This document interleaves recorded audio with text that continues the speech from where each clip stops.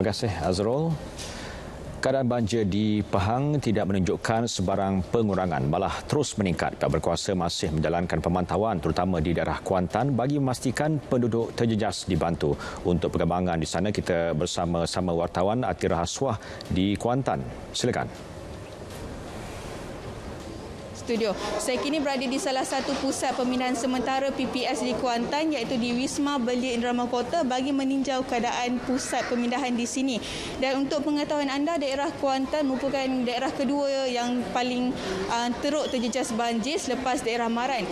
Jadi untuk mengetahui bagaimana pemantauan pihak berkuasa dalam memastikan semuanya berada dalam keadaan selamat, saya bersama dengan Ketua Polis Daerah Kuantan, iaitu Asisten Komisioner Muhammad Nur Yusof Ali. Baik Tuan, melihat kepada statistik, pastinya banyak kawasan yang terlibat, dan bagaimana pihak tuan menggerakkan anggota untuk membuat pemantauan di kawasan sekitar? Ya, terima kasih pihak RTM. Pertamanya, bagi daerah Kuantan tidak kecuali terlibat dengan bencana banjir ini yang bermula pada 3 Januari 2021, hujan yang lebat berterusan menyebabkan berlakunya di beberapa kawasan dalam daerah Kuantan ini kenaikan air dan banjir menyebabkan mangsa terpaksa dipindahkan. Ia berlaku pada 3 hari bulan lagi, dan sehingga ke hari ini jumlah keseluruhan mangsa sebanyak 3,841 yang masih berada di pusat pemindahan sementara ini, yang melibatkan sejumlah 36 pusat pemindahan. Dalam konteks ini, saya telah menggerakkan seramai 38 pegawai kanan dan sejumlah 363 anggota pelbagai pangkat, yang mana kita telah membuat perancangan awal, mesyuarat penyelarasan dengan dalaman PDRM dan juga dengan pelbagai agensi luar yang berkaitan dengan pengurusan banjir ini, dan alhamdulillah ianya berjalan dengan baik, dan pembahagian kawasan atau mengikut tanggungjawab di kawasan zon yang telah ditetapkan, seperti mana titah ke bawah duli yang Maha Mulia Sri Paduka Baginda Yang di-Pertuan Agong, di mana bagi daerah Kuantan kita telah mematuhi dan mengamalkan konsep zon ini, di mana apabila berlaku saja amaran waspada, maka semua tim akan masuk ke kawasan tanggungjawab masing-masing. So inilah yang memberikan satu impak tindakan yang berkesan. So saya setakat ini mengucapkan jutaan terima kasih kepada petugas-petugas, dan juga minta semua mangsa bersabar, dan saya melihat kepada pematuhan arahan yang telah kita keluarkan supaya pindah, ia dapat dipatuhi dengan baik. Okey Tuan, jadi penduduk yang ingin berpindah sementara ke rumah keluarga ataupun ke pusat pemindahan, adakah mereka perlu melaporkan dahulu kepada pihak polis untuk pemantauan itu atau bagaimana? Dalam kaedah pemindahan ini, sekiranya ada mangsa banjir ini yang boleh berpindah ke rumah saudara, itu tidak menjadi masalah.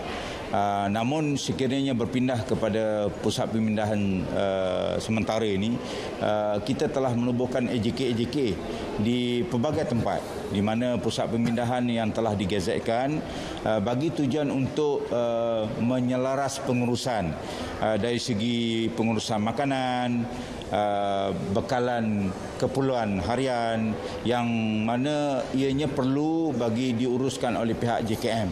Jadi dengan adanya pendaftaran dan kemasukan yang telah kita aturkan berjalan lancar, maka data ini disalurkan kepada JKM bagi tujuan untuk penyediaan keperluan yang saya sebutkan tadi. Jadi saya minta mangsa-mangsa apabila berada di pusat pemindahan sementara ini supaya kekal berada di sini.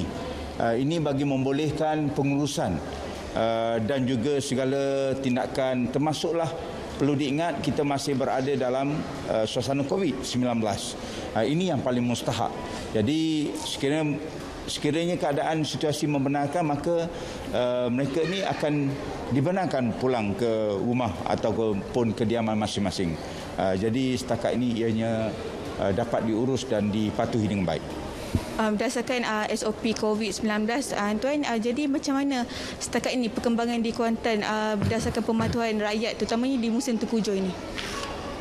Alhamdulillah, saya ucapkan terima kasih kepada walaupun menjadi mangsa banjir, masih patuh kepada SOP COVID-19 seperti mana yang telah diarahkan.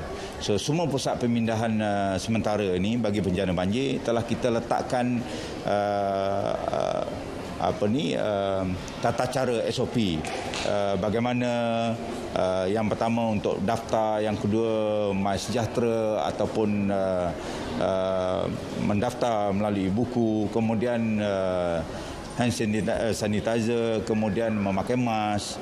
Ini semua dipatuhi setakat ini. Jadi kita minta semasa berada di pusat pemindahan sementara ini, elakkan daripada pergerakan keluar masuk yang banyak. Ini bagi memastikan bahawa kawalan yang telah dilakukan, yang telah diarahkan oleh petugas-petugas KKM dapat memastikan ianya dari segi tindakan untuk memutuskan rantaian ataupun mengelakkan daripada berlakunya wabak COVID-19 di pusat pemindahan sementara ini dapat dihindarkan. Itu harapan besar kita. Okay, baik Tuan, terima kasih atas perkongsian yang sudi Tuan kongsikan. Jadi penonton, mereka yang berada di kawasan berisiko banjir jangan risau untuk berpindah ke pusat pemindahan sementara ataupun di mana-mana rumah keluarga yang terdekat, kerana pihak berkuasa dan keselamatan sentiasa bersiap sedia dalam menjalankan tugas mereka untuk membantu anda. Jadi saya kira itu sahaja dari saya di Kuantan. Kembali bersama rakan penyampai. Baik, terima kasih Atira. Di Perak, 13 PPS menempatkan 1,477